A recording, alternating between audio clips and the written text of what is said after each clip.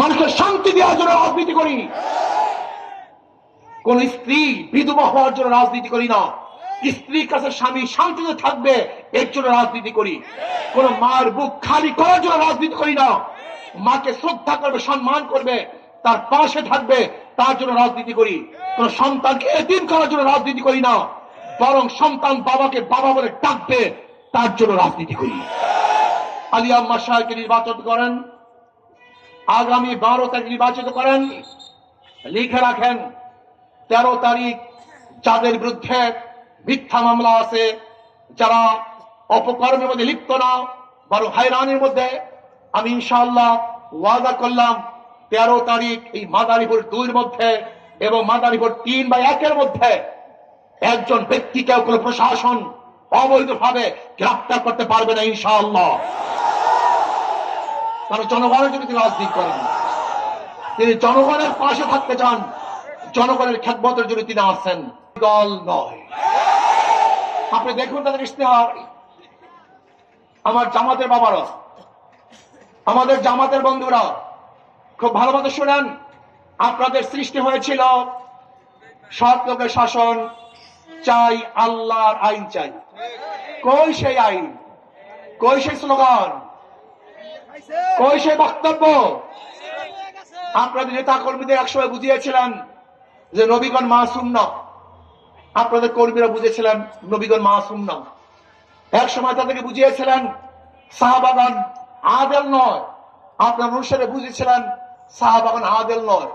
এক সময় বলেছিলেন ইসলামের মধ্যে দাড়ি নাই, টুপি নাই, পায়জামা নাই, পাঞ্জাবি নাই। আপনার অনুসারে বুঝেছিলেন ইসলামের মধ্যে এগুলি কিচ্ছুই নাই। আবার বক্তব্য দিয়েছিলেন যে না, ইসলামের মধ্যে এখন আর কোরআন ও সুন্নাহও নেই। আপনার নেতাগণ সেটাই বুঝছে যে না, ইসলামের মধ্যে এখন আর এটাও নেই।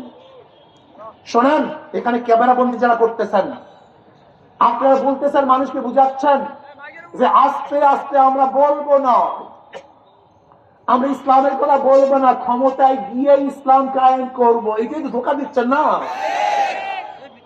যদি ইসলামের কথা না বলে ক্ষমতায় যান, ধরে নেন, আজ ইসলাম হুকুমাত কায়েম করেন, গোটা বাংলাদেশের বামপন্থীরা, যত বাংলাদেশের ইসলামের দুশ্মনরা সাথে সাথে রাস্তায় নামবে। তুমি ইসলামের কথা বলে ক্ষমতায় যাও নাই, তুমি ইসলাম এখানে আল্লাহ কোথার থেকে? বাংলা কথা বুঝছেন না? বাংলা কথা বুঝছেন? ইসলামের কথা বলে তুমি ক্ষমতায় যাও নাই, ইসলাম তুমি আল্লাহ কোথার থেকে? এক মিনিটের জন্য আপনি দিতে পারবেন না। এগুলো সব ভুয়া, এগুলো সবই ধোঁকাবাজি, এগুলো হতে পারে না। আমরা স্পষ্ট বলছি, যদি আল্লাহ আমাদের ক্ষমতায় নেন, আমরা ইসলাম হুকুমাত কায়েম করব। ইসলাম হুকুমাত কায়েম যদি করি কি হবে? মুসলমান, হিন্দু, বৌদ্ধ, খ্রিস্টান, ধনী, গরিব, পুরুষ, মহিলা সবাই শান্তিতে বসবাস করতে পারবে। অনেকে আমাকে প্রশ্ন করে, হুজুর এবার আওয়ামী লীগ নাই, তাদের ভোট কে পাবে? আমি বললাম, দেখেন তাদের ভোট কে পাবে? যাদের মাধ্যমে নিরাপত্তা পাবে তাদেরকে তারা ভোট দিবে। জামাতকে তারা ভোট দিবে না কেন? আমাকে প্রশ্ন করছে।